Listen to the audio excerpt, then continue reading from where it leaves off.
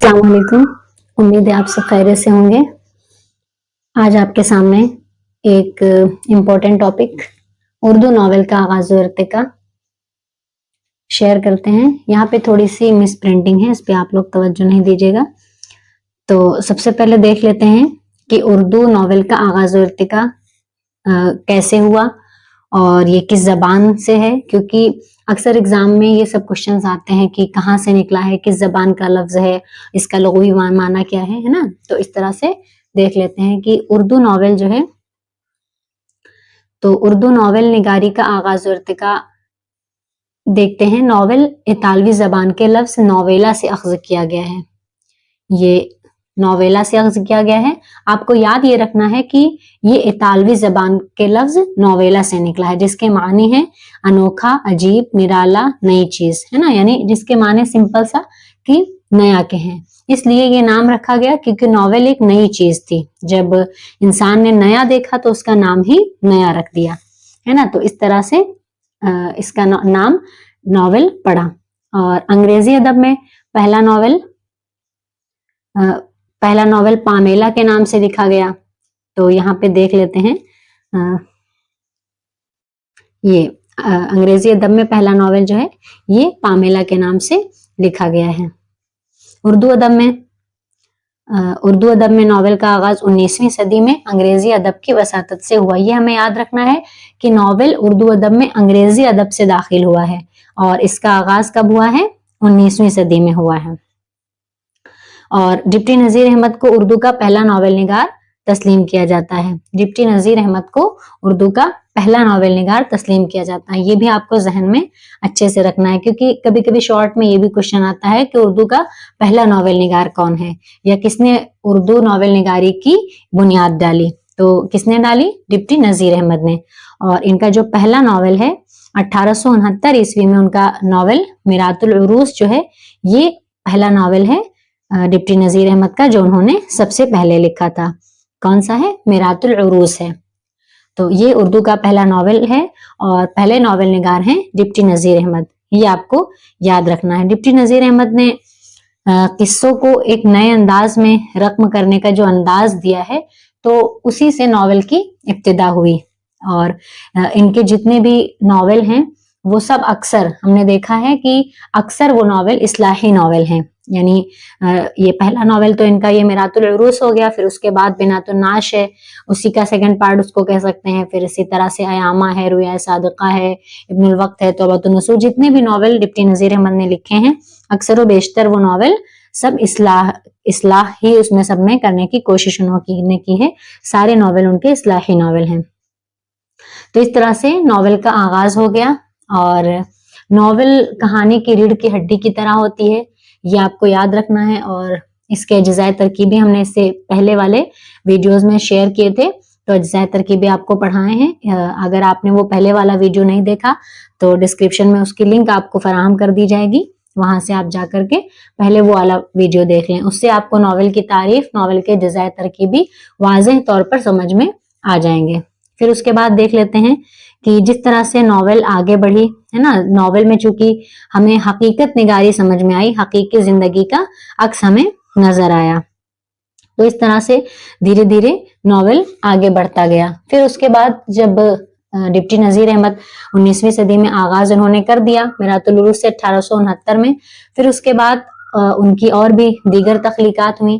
फिर उसके बाद और भी दीगर लोग जो आए इसमें, है ना, तो उनमें नजीर अहमद के बाद पंडित रतननाथ सरशार थे, है ना। पंडित रतननाथ सरशार ने फसाने आजाद है, जामे सरशार है, शेरे कोहजार है, कामिनी, शाखे बेनात, खुदाई फौजदार, इस तरह के इन्होंने नॉवेल लिखे हैं पंडित रतननाथ सरशार ने।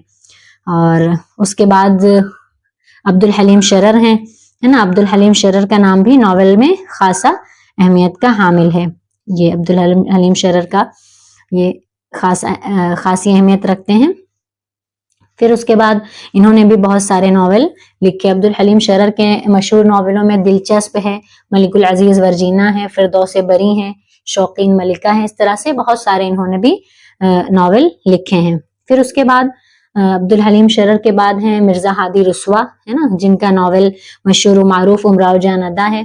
और اس کے بعد امراؤ جان ادا تو ایم اے کے نصاب میں شامل بھی ہے، ایم اے سیکنڈ سیمسٹر میں، اور ان کا ناول افشاء راز ہے، اختری بیگم ہے، ذات شریف ہے، شریف زادہ ہے، بحرام کی رہائی، اس طرح سے انہوں نے ناول لکھے ہیں۔ پھر اس کے بعد ہم 20ویں صدی کی اگر ناول کی بات کریں، یعنی 19ویں صدی میں آغاز ہو گیا، پھر اس کے بعد 20ویں صدی کے ابتدائی میں، تو 20ویں صدی کے ابتدائی میں ناول نگاروں میں کون ہیں؟ منشی پریم چند وغیرہ ہیں۔ تو منشی پریم چند ہیں، اور منشی پریم چند کے ناول میں کون کون سے اسرار معابد ہیں، اور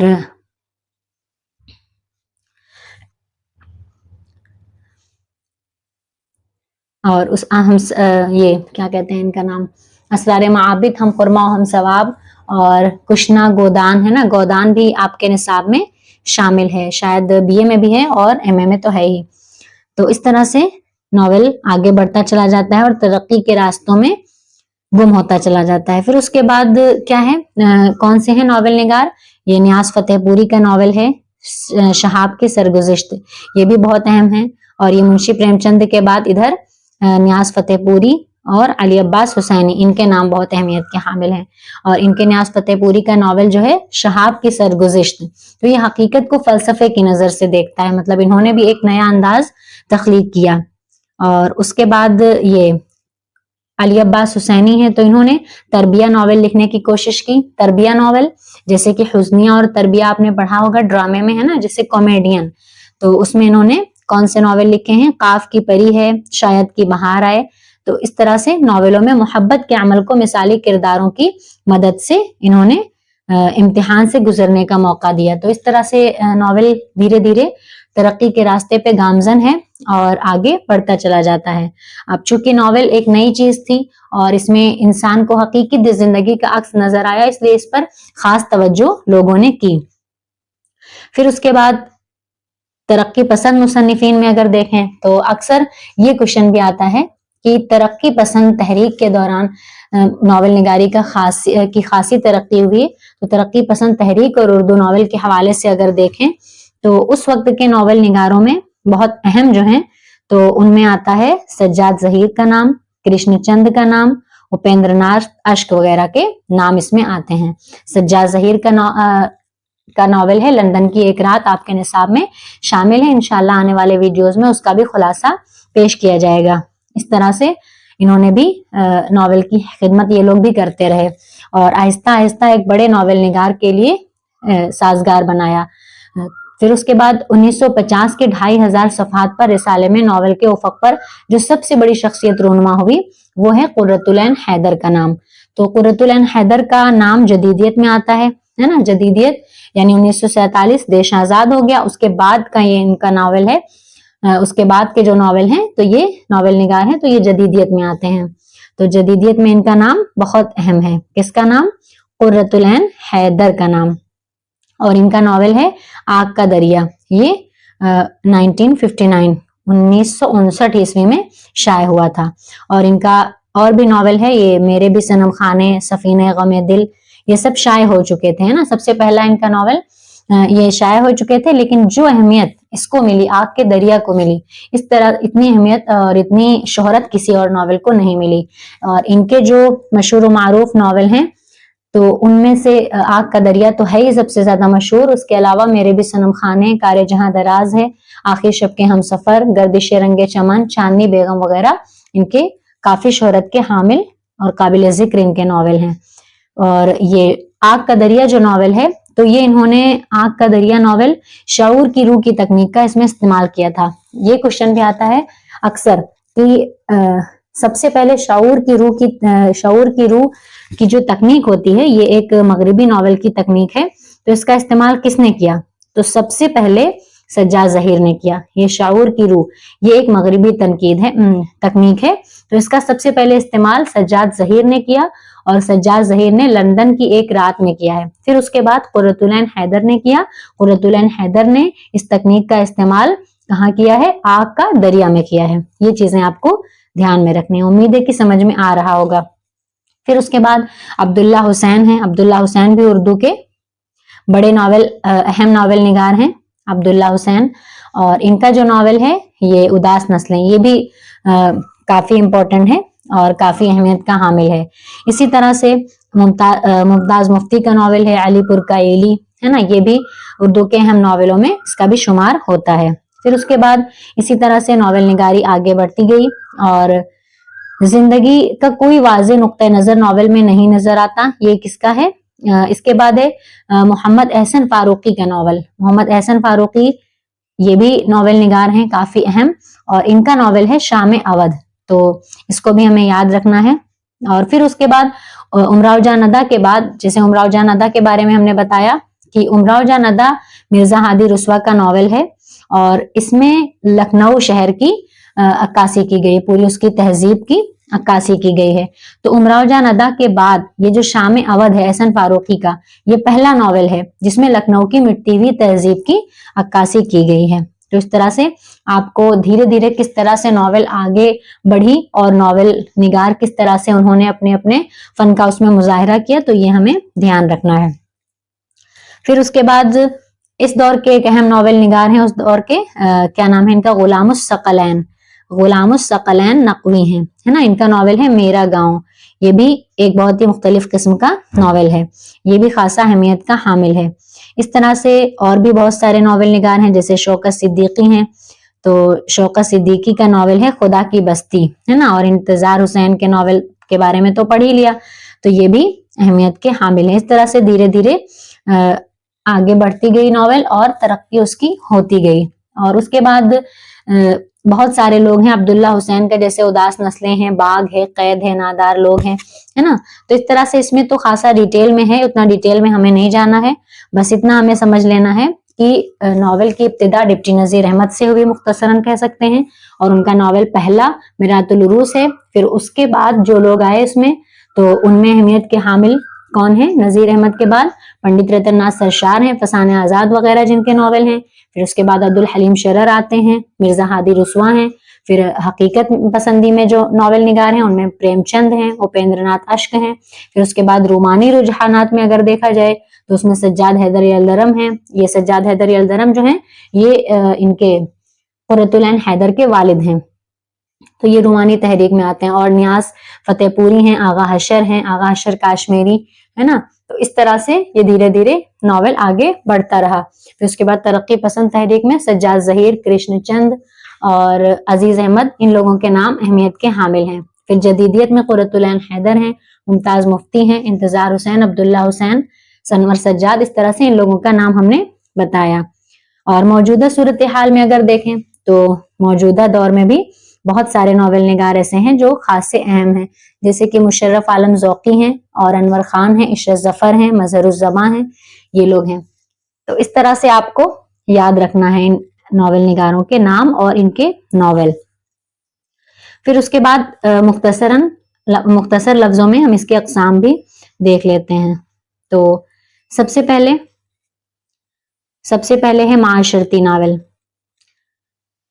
ظاہر ہے نام سے ہی جیسا کہ ہمیں پتہ چل رہا ہے، معاشرتی ناول یعنی معاشرے کے کسی اہم مسئلے یا مسائل کی نقاب کشائی کرتے ہوئے لکھا گیا ہو. یعنی ہمارے معاشرے میں بہت ساری چیزیں چل رہی ہیں، بہت ساری چیزیں ایسی ہیں جن کو جب ایک قلمکار اپنا قلم اٹھاتا ہے تو قلم کے ذریعے سے ان برائیوں کو زیر کرنے کی کوشش کرتا ہے. تو اسی طرح سے معاشرتی ناول ہیں.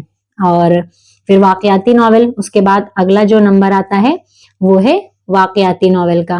تو واقعاتی ناول میں بھی جیسے جن ناولوں میں پلاٹ پر زیادہ زور ہو، پلاٹ یعنی اس کے بارے میں ہم نے اجزاء ترکیبی میں کلیئر سمجھایا ہے نا، اس کی زمین سے کہہ سکتے ہیں، تو اسے ہم واقعاتی ناول کہہ سکتے ہیں. اسی طرح سے کرداری ناول ہیں.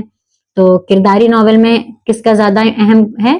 جس میں کردار پر زیادہ زور دی گئی ہے، یعنی جو مرکزی کردار ہوتے ہیں تو وہ خصوصیات سے تشکیل پائے، تو وہ ایسے ناول جو ہیں وہ کرداری ناول کہلاتے ہیں. پھر اس کے بعد آتا ہے نظریاتی ناول، یعنی جن ناولوں میں مقصد یا نظریہ زیادہ ابھرا ہوا ہو، یعنی وہ ناول کس مقصد سے لکھا گیا، تو ایسے ناول کیا ہیں؟ نظریاتی ناول. پھر اس کے بعد ہے تاریخی ناول. تاریخی ناول میں بھی جس میں تاریخ کسی خاص دور، کسی مشہور شخصیت کو ناول کا موضوع بنایا گیا ہو، ہے نا، تو وہ ایسے ناول کیا ہیں؟ تاریخی ناول کہلاتے ہیں. اب یہ آگ کا دریا وغیرہ یہ بھی سب تاریخی ناول کے اندر آتے ہیں، کیونکہ اس میں تاریخ بیان کی گئی ہے، جب دیش آزاد ہوا ہے اس سے پہلے کے अहद का क्या हाल था, वो सब पूरा इसमें बयान किया गया है। और इसी तरह से उसके बाद है जासूसी नॉवेल। तो जासूसी नॉवेल को भी हम देख लेते हैं। नाम से ही पता चल रहा है ना, कि जासूसी नॉवेल यानी जिसमें की बुनियाद अनोखी बातों, माफोकुल फितरत किरदारों और तहय्युर तजस्सुस पर हो, यानी उसमें हर वक्त ये लगे कि अब क्या होने वाला है, अब क्या होने वाला है ना। और इस्लाही नॉवेल उसके बाद है। इस्लाही नॉवेल तो आपको पता ही है, इस्लाही नॉवेल नजीर अहमद के तो ज्यादातर नॉवेल इस्लाही नॉवेल हैं, और अक्सर लोगों ने इस्लाह को खास अहमियत दी है। तो मुआशरे की इस्लाह की गर्ज से जो नॉवेल लिखे जाएंगे वो इस्लाही नॉवेल कहलाएंगे। और है रोमानी नॉवेल, है ना, सज्जाद हैदर अल-दरम की अक्सर नॉवेल जितने हैं वो सब क्या हैं, रोमानी नॉवेल हैं, है ना, जिसमें एक मोहब्बत की कहानी सामने आती है। तो ऐसे जो नॉवेल हैं तो वो क्या कहलाते हैं, रोमानी नॉवेल। जैसे कि सज्जाद हैदर अल-दरम ने बहुत सारे नॉवेल लिखे हैं, मतलूब हसीना है, आसिब उल्फत है, इस तरह से ये सब इनका एक आल अहमद बराबादी का है, मोहब्बत का अफसाना, ये सारे रोमानी नॉवेल हैं।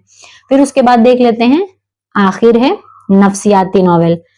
नफ्सियाती नॉवेल यानी जो नॉवेल बुनियादी तौर पर किसी नफ्सियाती नुक्ते के गिर्द घूमते या फिर किरदारों की तहलील नफ्सी में मसरूफ अमल होते हैं, यानी इंसान की किसी खास इंसान की पर्सनल जिंदगी के बारे में पूरा जिसमें बयान हो, तो ऐसे नॉवेल क्या है, नफ्सियाती नॉवेल कहलाते हैं। इनके आपको बस नाम याद रखने हैं।